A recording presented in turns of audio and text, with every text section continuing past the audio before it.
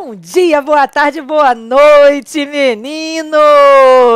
Então, agora nós vamos começar a trabalhar direito processual penal. E, gente, é um direito processual penal que vai do beabá até o complexo, para que a gente possa enfrentar qualquer questão de prova. Então, eu tenho certeza de que você irá muito bem, desde que você siga as minhas recomendações, tá? Então, na verdade, a primeira grande pergunta, a primeira grande dúvida que as pessoas têm é: Ana, para estudar para a prova da OAB, eu devo trabalhar num livro específico? O que eu faço? Eu treino questões? Eu estou meio sem rumo sobre como é que eu me preparo para a prova da OAB. E aí, gente, olha, a experiência de quem dá aula há mais de 20 anos e prepara para a OAB desde o ano de 2008, tá? Então, na verdade, antes da FGV assumir a prova. Mas mesmo antes de 2008, eu já estava aí trabalhando com muitos concursos, e aí não importa se é a prova da OAB, se é a prova para a magistratura, se é a prova para a defensoria, se é a prova, enfim. Mas o segredo é você treinar, evidentemente. De nada adianta eu estar aqui passando para você o conteúdo se você, na verdade, não exercita esse conteúdo, se você não utiliza de métodos, de critérios para memorizar, não é isso? Aquela disciplina, aquela matéria. Exatamente por conta disso, veja, na nossa área do aluno, você vai encontrar uma série de questões das provas de OAB de primeira fase. Então, tanto de penal quanto de processo penal, para que você, de fato, consiga aplicar aquilo que a gente vai trabalhar com você durante as nossas aulas. Você também vai ter disponível sempre um material de apoio, né, a respeito daquelas matérias, daqueles temas que estão sendo trabalhados. E aí, nesse material de apoio, o ideal seria que você desse uma lida, de preferência até, você pode já ir lendo esse material, enfim, durante aí as nossas aulas, durante o nosso curso, tá? Então, veja, sempre, sabe aquela coisa do, olha só, assistir aula é bom? É, mas só assistir aula resolve? Não. Você pode dar sorte de você lembrar e tal. Você tem que estudar, e isso você vai fazer lendo o livro de doutrina ou lendo os nossos resumos de aula. Você vai treinar, isso é muito importante, e você vai assistir aula para tirar aquelas dúvidas sobre aqueles pontos. E, principalmente, gente, a gente está acostumado a mostrar para você o caminho das pedras, porque nem sempre só lendo você entende. Às vezes, na hora de uma questão de prova, tem uma casca de banana, né? Tem, assim, uma saia justa. Às vezes, você está entre a letra A e a letra B. E aí, como é que você vai fazer para você efetivamente acertar uma questão? E aí, a gente vai começar, é lógico que eu não posso trabalhar em relação às outras matérias, eu não estou aqui para falar de civil, por exemplo, né? Não tenho condição de falar de civil nenhuma, mas em processo penal, eu preciso que você entenda algo muito, muito, muito importante. Veja só, gente, eu costumo, nas minhas primeiras aulas, independentemente da carreira, eu costumo mostrar para o candidato por que ele costuma errar uma questão de processo penal. E aí, o primeiro grande motivo de erro de uma questão de processo penal, o primeiro grande motivo, é o emocional. Esse é o principal motivo pelo qual um candidato, independentemente do concurso, erra uma questão de processo penal. Sabe por quê? Principalmente agora, olha, se já era este motivo, 10 anos atrás, 15 anos atrás eu já falava isso, veja, que dirá agora com toda essa questão da polarização política, né, dos problemas que o país enfrenta em relação à corrupção e tudo mais. Mais do que nunca, processo penal foi a matéria que mexe com as pessoas, que faz com que você, na verdade, fique revoltado, se sinta inseguro, se sinta insatisfeito. Olha a quantidade de pessoas que está por aí dizendo, olha para cá, eu tenho que ir embora dessa terra, o Brasil não serve mais e não sei o quê. Gente, o Brasil é o melhor país do mundo. Certo? Um país com... Tudo bem que nós temos alguns desastres naturais, mas você não vai querer comparar, né? Com vulcão, terremoto, não sei o quê. Tem o povo mais lindo do mundo, um povo simpático, carinhoso. Isso você não encontra em qualquer lugar, não. Tá? Agora, tem corrupção? Tem. Não acho que nos outros países não tem, talvez em nível menor, mas tem também. Fato é, gente, que esse problema, né, e não apenas o da corrupção, principalmente as questões relacionadas a crimes violentos, fazem com que a minha matéria, que é essa matéria que você precisa acertar na hora da prova, então na prova da OAB, você terá lá, tipo, 5 a 6 questões de prova, ok? E nessas 5 a 6 questões de prova, existe, obviamente, dentro do nosso curso, você vai encontrar ali um raio-x da prova. Então, o que você tem é um conjunto de questões que envolvem principalmente os temas recursos, competência e princípios. E realmente, quando você se depara com questões de processo penal, a tendência é que você leve para o emocional. Você tem uma grande dificuldade de se colocar na posição do réu. Na maioria das vezes, quando você olha uma questão de processo penal, você se coloca no lugar da vítima. Então, isso e olha para cá, eu garanto a você, se você prestar atenção no que eu vou explicar hoje, se você prestar atenção naquilo que eu vou falar a partir de agora, certo? Essa aula, essa primeira aula, é a aula que vai fazer a diferença na sua vida. É a aula que vai fazer com que você, a partir de agora, só com essa aula, passe a acertar 60% das questões de prova de processo penal, desde que você confie no que eu estou dizendo, desde que você siga a recomendação que eu vou apresentar, ok? Então, o grande motivo pelo qual um candidato erra processo penal é o emocional. Ele quer responder as questões não com aquilo que ele aprendeu, não com aquilo que ele sabe a respeito da matéria. Ele quer responder as questões com aquilo que ele gostaria que fosse. E aí, imaginem, você vê na televisão crimes violentos porque não existe uma matéria que ocupe mais espaço na mídia. E não estou falando só da mídia televisionada, da internet, não. Mesmo a mídia tradicional, né, os jornais impressos, etc. Não existe uma matéria, um ramo do direito que ocupe mais espaço na mídia do que processo penal. E não é nem o direito penal, é processo penal. É o indivíduo que foi preso, é o julgamento do não sei quem, não é isso? É o habeas corpus que foi concedido, tá? E tudo mais. Então, o que acontece? Você tem crimes violentos sendo praticados, um grau altíssimo de corrupção no país e uma sensação absurda de insegurança. Isso faz com que você fique revoltado com a matéria. E mais, você começa a tomar posturas do tipo, devia ter pena de morte, trabalhos forçados, talião corte à mão, prisão perpétua, por que o Brasil não tem, né? E tudo mais. Redução da maioridade penal. Pensa só se essas coisas não passam pela cabeça da maioria das pessoas todo o tempo, né? E passam porque, ainda por cima, existe a influência da mídia. O problema daquele crime violento que passa ali na esquina, né, que aconteceu e você fica revoltado, você tem medo de sair na rua, enfim.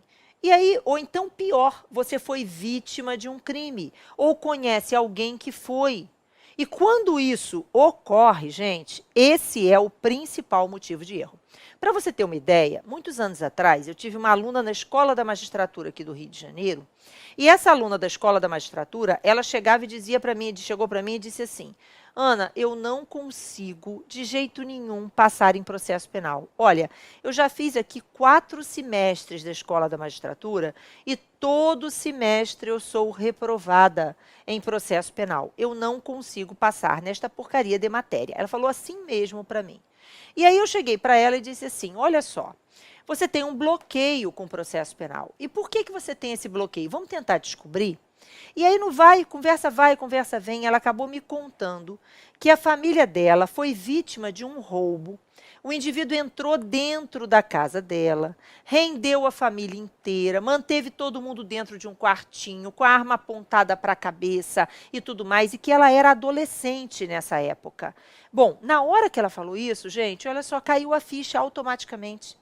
Está explicado. Então, na verdade, ela olha para as questões de prova no processo penal, querendo que aquele indivíduo seja condenado, querendo que aquele indivíduo seja punido, querendo, entenderam? Ela quer uma resposta penal imediata. E olha só, gente, é isso que vai fazer você errar na prova.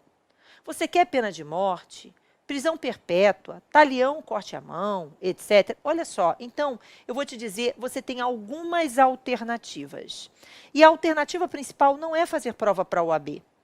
Se você é adepto e acha que deveria existir ou ser implementada a pena de morte, então eu vou te dizer, a primeira grande alternativa é arrumar um visto e ir embora do país. Ficou claro?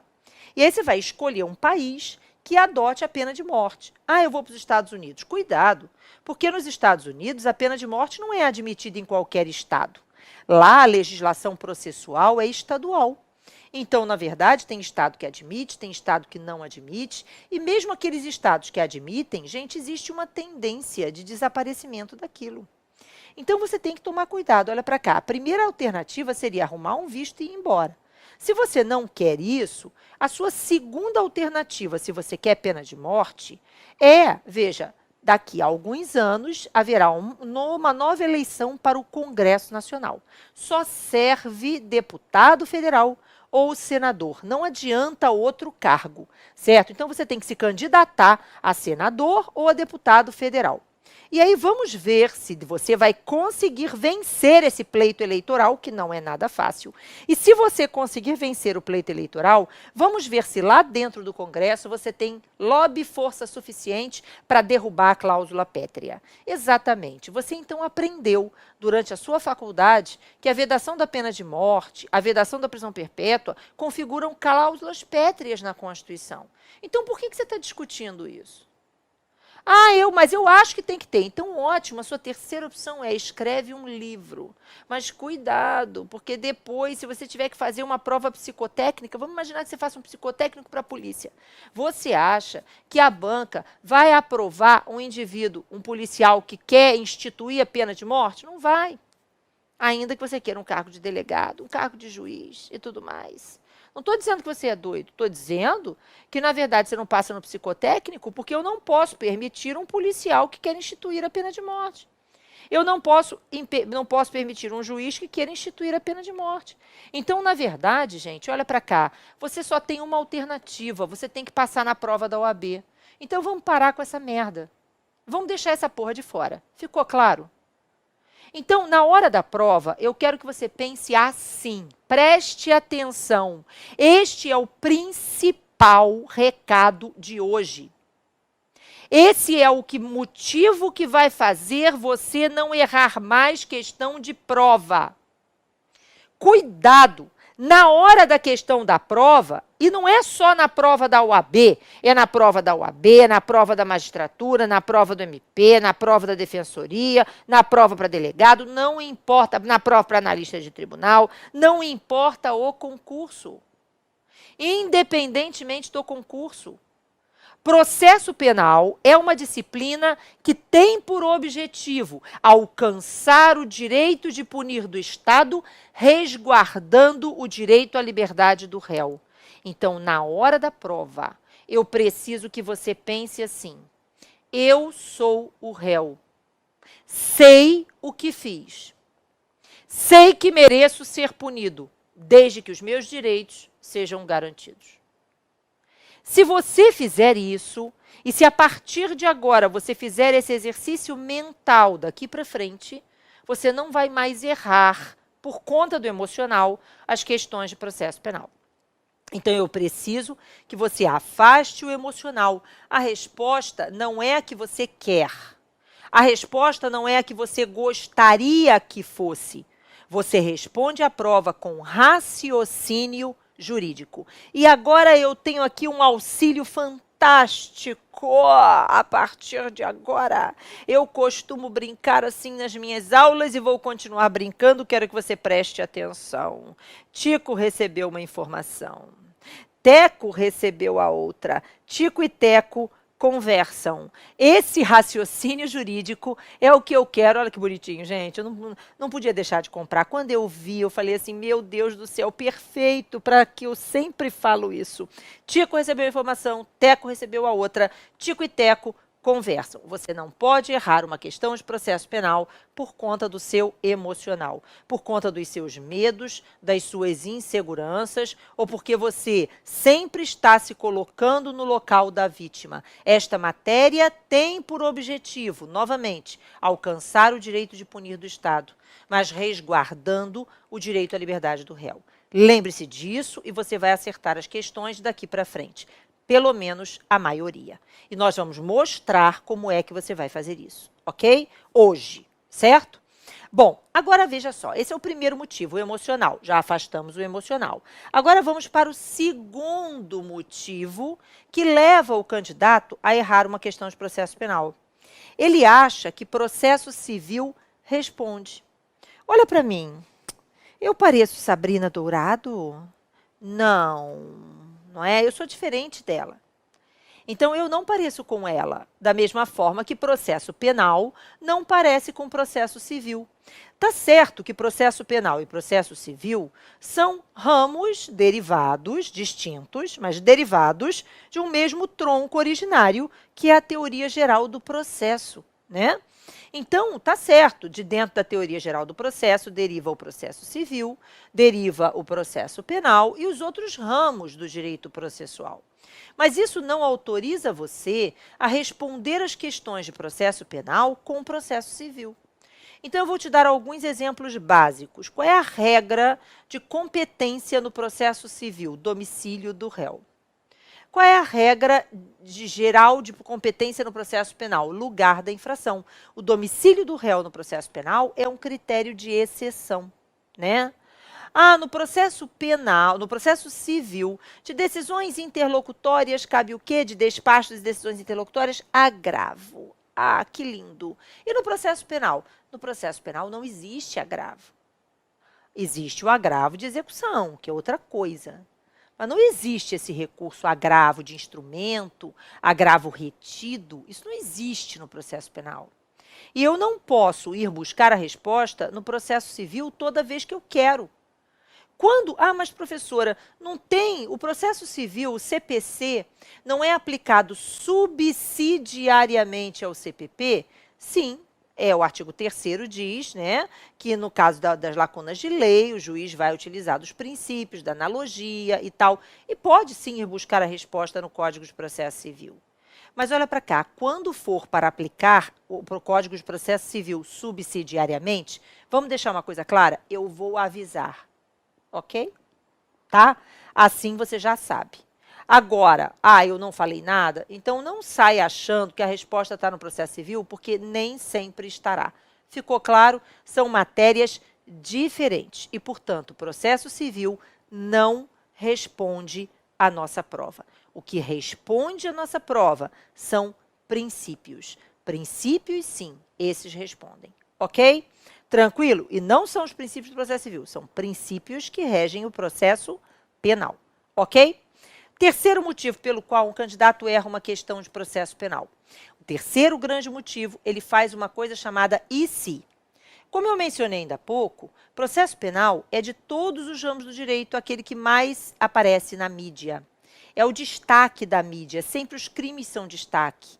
Né? As questões processuais penais são destaque. Repare que as maiores polêmicas do Supremo, né, nos últimos tempos, sempre foram voltadas para o processo penal. Se cabe execução provisória, se não cabe execução provisória, se vai prender não sei quem, se não vai prender não sei quem, se vai ter quebra de sigilo, se não vai ter quebra de sigilo, se o Ministério Público pode quebrar o sigilo, se não pode quebrar o sigilo, se não sei o quê. Então, olha só, o que você tem aqui? O processo penal é realmente o objeto de muitos exemplos midiáticos. E aí, vejam, você tem uma tendência a, na hora da questão, e as nossas questões da prova da OAB são todas elas questões, presta atenção, questões, casos concretos. Há muitos anos já que não cai uma questão conceitual, do tipo assim, tal princípio significa o quê? Sempre eles transformam a questão em caso concreto. Então, tá lá um caso concreto, vem contando uma história, mas você tem uma tendência a fazer assim, mas e se? E se? E se, gente, entendeu? Você não pode fazer um e se. Sabe, na faculdade você aprendeu, né, uma máxima de que juiz julga com o que está nos autos. Então, agora nós vamos aprender uma outra máxima. Candidato responde questão com o que está na questão. Ficou claro? Então, preste atenção nisso, né? Então, a primeira coisa, olha só, juízes julgam com o que está nos autos, candidatos respondem questões com o que está na questão. No momento em que você vê uma questão de prova que apresenta um caso concreto e você faz um e se, você transforma aquela questão em uma outra questão. E o problema é que você tem dificuldade de voltar para a terra. Sabe como? Você fez uma viagem para fora da questão e você tem dificuldade de voltar. Você não consegue concentrar de volta a atenção naquilo que está escrito. E aí a sua questão vira uma questão imaginária, que jamais será compatível com aquela que foi elaborada pelo examinador. E, portanto, jamais terá a mesma resposta, né? Então, você não pode fazer um e se. Anos atrás, numa prova para delegado do Rio de Janeiro, eu gosto muito de usar esse exemplo para mostrar a você o que seria um e se, caiu uma questão que dizia o seguinte, que a polícia ficou sabendo que ia ter uma venda de entorpecentes entre traficantes. Então, que a tradição, né, a entrega do entorpecente para os compradores, ela estava marcada no local tal. Os policiais, então, foram para aquele local e permaneceram ali à paisana, aguardando, né, escondidos, na espreita, aguardando ocorrer a transação do entorpecente para que eles pudessem efetuar a prisão. A e B chegam com a droga, C e D chegam com o dinheiro, e aí ocorre a venda do entorpecente. Mas a polícia não prende, deixa para prender depois, para poder descobrir para onde a droga vai e para onde o dinheiro vai. Ou seja, era para ser um flagrante esperado, e a polícia acaba transformando aquilo, naquele momento, naquilo que a gente chama de flagrante retardado ou diferido, tá? E aí o que aconteceu, né? Porque a polícia vai retardar a prisão para poder alcançar um maior número de provas. Então, o que aconteceu nesse caso? Aconteceu o seguinte, A e B saíram dali com o dinheiro, C e D saíram ali com a droga. Os policiais se dividiram e parte dos policiais vai atrás de C e D, sem que eles saibam, e os prende num bar quando eles entregam a droga para E. E também é preso. Depois, A e B, que saíram de lá com o dinheiro, também se separam. E aí A e B se separam e A fica com o dinheiro e B não fica com nada. A é preso dentro do banco, quando já está depositando o dinheiro numa conta, e assim a polícia fica sabendo para que conta o dinheiro foi. E B é perseguido de forma ininterrupta e é preso, vírgula, depois, vírgula, em casa, vírgula, quando já está descansando. Gente, você não vai acreditar, era uma prova para a polícia, prova para delegado. Muitos candidatos eram agentes policiais e aí estavam acostumados com a prática policial. E aí eles fizeram um IC, daqueles ICs desgraçados. Eles pegaram e fizeram o seguinte, eles disseram assim, que a polícia não prendeu C de imediato, porque ficou com medo de lá dentro ter um arsenal do tráfico. Então, a polícia ficou do lado de fora da casa, aguardando o reforço. Olha só, gente, isso estava escrito na questão? Não. Eles fizeram o IC e erraram a questão. 0, cortadinho, tá? E por que erraram, gente? Porque perseguição tem que ser ininterrupta para caracterizar o flagrante que a gente chama de flagrante impróprio. Então, o que acontece? No momento em que o cara estava sendo perseguido de forma ininterrupta e entrou em casa, a polícia tinha que ter entrado na casa dele e prendido o cara. Mas no momento em que a polícia não entrou e só o prendeu depois, em casa, quando já estava descansando, significa que a polícia parou do lado de fora e fez pausar a perseguição. Interrompeu a perseguição. E quando interrompe a perseguição, o indivíduo sai do estado de flagrância. Depois nós vamos falar sobre prisão em flagrante, não é esse o momento. O que eu quero nesse momento é que você entenda que você não pode fazer um e se. Então, o e se fica do lado de fora, você não vai fazer e se. Na hora da prova, você vai trabalhar com o que está na questão. Só está no mundo o que está na questão. E você responde com a questão. ok? Da mesma forma, às vezes, a questão traz uma história enorme lá em cima, um montão de coisa escrita, ok? E aí, quando chega lá no finalzinho, a questão chega e diz assim, de acordo com a lei tal. Olha só, então aquele texto estava lá só para enrolar. Porque está perguntando é a letra da lei. Quando uma pergunta é de acordo com a lei, é a letra da lei, é o que está escrito na lei. Quando uma questão é de acordo com o entendimento do STF, é de acordo com o entendimento do STF. Ficou claro? Não interessa o que diz a lei, é o que interessa o que diz o STF. Então, você tem que aprender a responder as questões da forma adequada, ok? Tranquilo? E, finalmente, o quarto motivo de erro de uma questão de processo penal é o fato de que você não confia em você mesmo. E aí, olha só, eu tive uma vez um aluno que virou para mim e falou assim, todas as letras dessa questão estão erradas. E aí eu virei e falei assim, olha só, a letra A está certa ou errada? Errada. Letra B está certa ou errada? Errada. Letra C está certa ou errada? Errada. E a letra D? Errada. Eu virei e falei assim, você não tem que marcar uma? Você tem que marcar uma, é uma prova de múltipla escolha. E como é uma prova de múltipla escolha, eu preciso que você se lembre do seguinte, eu não sou perfeita, você não é perfeito e o examinador também não é. Nem sempre as questões estão redondas, nem sempre as questões estão lindas, ficou claro? Então, às vezes as questões têm falhas. Então, você vai, é para marcar a correta? Então, procure a menos pior. É para marcar a errada? Então, procure a pior de todas. Ficou claro? Agora, novamente, você vai fazer a questão por eliminação.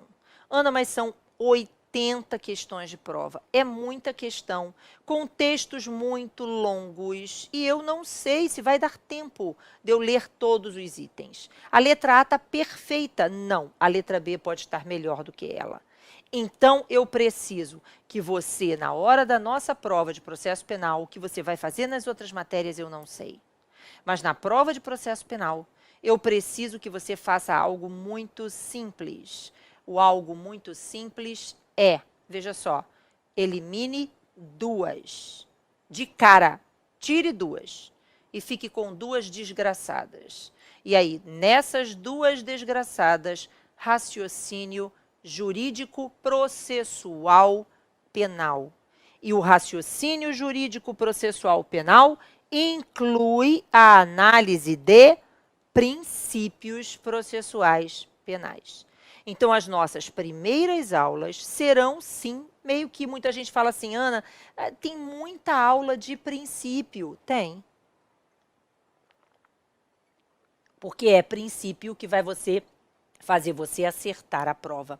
Não é decoreba de lei. É entender a matéria processual penal. E o processo penal é explicado por princípios. Ele tem um código ultrapassado, que precisa de muitas reformas, e se você tem os princípios na cabeça e se você conhece bem a base, você consegue resolver qualquer questão de prova, ainda que você não saiba a matéria. Ficou claro? Então, conhecer princípios, entender princípios é o mais importante nessa nossa disciplina. E aí, lembram daquilo que eu falei? Tico recebeu a informação, Teco recebeu a outra, Tico e Teco conversam. Ok? Então, vamos voltar para cá. Agora, reparem, quando a gente pensa nos princípios processuais penais, eu vou ter que trabalhar inércia, devido processo legal, favor rei ou favor libertatis, indúbio pro réu, juiz natural, promotor natural, ampla defesa, contraditório, presunção de inocência, enfim, eu tenho aqui uma lista de princípios para serem por nós abordados, né? Mas, veja só, nós vamos começar trabalhando aqueles princípios que vão fazer a diferença. Lembra que eu prometi que ao final dessa aula você não erraria mais 60% da prova? Então, você passa, depois da aula de hoje, a acertar 60% das questões de processo penal, se você fizer o que eu vou te ensinar a fazer, ok? Então, como é que a gente vai trabalhar isso? Como é que você vai fazer isso? A primeira coisa, eu preciso que você entenda o principal princípio e fonte de interpretação do direito processual penal. Qual é esse principal princípio que é fonte de interpretação do direito processual penal? É, na verdade, o favor rei ou favor libertatis. E aí você vai também entender o que é o indúbio pro réu. Ana, peraí, eu sempre achei que favor rei ou favor libertatis fosse sinônimo do indúbio pro réu. Não. O favor rei ou favor libertatis é um princípio gênero e o indúbio pro réu é um princípio espécie dentro desse gênero. Então, o indúbio pro réu é um filho que muito se parece com o pai. Ficou claro? Mas o favor rei ou favor libertatis é o princípio regente do direito processual penal. Então, eu preciso que você tenha ele em mente, porque é ele que vai solucionar as suas questões de prova. Ana, mas o favor rei, ele vai aparecer na prova como assim? O que é o favor rei? Não. O favor rei vai te ajudar a responder as questões naquela hora em que você eliminou duas, ficou com duas, e aí você vai fazer o quê? Vai pensar assim, eu sou o réu, sei o que fiz, sei que mereço ser punido desde que os meus direitos sejam garantidos. E aí, ao fazer isso, eu quero que você bata na cabecinha, ai meu Deus, esses princípios foram respeitados? Foi respeitado o devido processo legal, ampla defesa, o contraditório, favor rei, indúbio pro réu, ai meu Deus, liberdade, meio de prova, livre convencimento motivado, e aí você vai conseguir solucionar aquela questão, ok? Então, o maior problema no processo penal não é a matéria. É você vencer um obstáculo. E o obstáculo se chama revolta com a impunidade, a vontade de ver as pessoas que praticaram crime punidas, etc. Isso vai fazer com que você erre a questão. Então, você foi vítima de um crime? Conhece alguém que foi? Eu vou te pedir um enorme favor. Isso não vai com você para a prova. Ficou claro? De jeito nenhum. Certo? Então, vamos voltar para cá. Então, agora eu preciso entender o que é esse favor rei ou favor libertatis. E aí a gente vai ter que voltar lá nos primórdios, porque eu acho que a melhor forma de um aluno aprender, de um candidato aprender a matéria processo penal, é entender os porquês das coisas. Porque de nada adianta você decorar tudo. Na hora da prova você tem um branco e aí? Então eu não posso deixar você decorar, eu preciso que você entenda essa matéria, ok? E aí quando você começou a ver direito penal, olha só, você aprendeu que o direito penal, dentre outros aspectos, trabalha normas penais incriminadoras, o tal tipo penal, né? Então, eu tenho uma norma penal incriminadora, e essa norma penal incriminadora, ela surge, obviamente, por vontade do legislador. Então, o legislador cria um novo crime. Reparem que nós somos uma geração muito abastada em tema penal, né? Nós vimos crimes novos surgirem. Que isso, Ana? Surge crime novo toda hora. Não, senhor. Não, senhor. Surge especialização de crime que já existia. Tipo, existia apropriação indébita, passou a existir a apropriação indébita previdenciária. Entenderam? Então, na verdade, nós vimos especialização de condutas já existentes, né? Só que nós também vimos alguns crimes novos surgirem, né? Então, aquele violação de dispositivo informático, né, a questão da lei Carolina Dickmann e tudo mais. Mas tem um crime especificamente que eu acho muito legal da gente trabalhar, para mostrar a você como é que essa situação acontece, né? Que é o crime de assédio sexual. Gente, assédio sexual não era crime. Não existia esse crime no Código Penal. Não existia. Assédio sexual era algo que era discutido na Justiça do Trabalho, às vezes nas varas cíveis, mas não caracterizava um tipo penal. Então, a sociedade, ela tinha um grau de reprovabilidade em relação ao assédio sexual, mas o legislador ainda não tinha entendido que essa reprovação atribuída ao assédio sexual justificaria a tipificação da conduta. Até que chegou um determinado dia em que assédio sexual virou crime. No momento em que a lei traz um tipo penal, ou seja, no momento em que nasce uma norma penal incriminadora, surge para o Estado o direito de punir, que antes não existia. Então, o Estado não tinha o direito e não podia punir, porque princípio da reserva legal, não há crime sem lei anterior que defina, nem pena sem prévia cominação legal, não é isso? Então, o Estado não podia punir o crime de assédio sexual, até o momento em que assédio sexual virou crime, a conduta de assédio sexual, até o momento em que ela virou crime. No momento em que assédio sexual vira crime, veja, o Estado passa a ter o direito de punir qualquer um que pratique aquela conduta. A norma penal incriminadora é uma norma de conduta negativa. Ou seja, veja, se a lei diz matar alguém, pena 6, reclusão 6 a 20 anos, então se matar alguém é crime, né, se homicídio é crime, veja, a lei diz matar alguém, pena tal, eu não posso matar. Então é uma norma de conduta negativa. Isso significa que, no momento em que a norma penal incriminadora é elaborada, no momento em que ela entra em vigor, veja, o que você tem é que o Estado passa a ter o direito de punir qualquer um que venha a praticar a conduta punível. Ficou claro? Então, o direito de punir do Estado é o que nós chamamos de um direito de punir abstrato. Por quê? Porque ele não se direciona, ele não se dirige a ninguém em especial. No momento em que o Estado tem uma norma penal incriminadora elaborada, no momento em que surge um crime, no momento em que aquela conduta se caracteriza como tipo penal, como crime, o Estado tem o direito de punir, novamente, qualquer um que venha a praticar a conduta punível. Então, nós falamos o seguinte, que este é o direito abstrato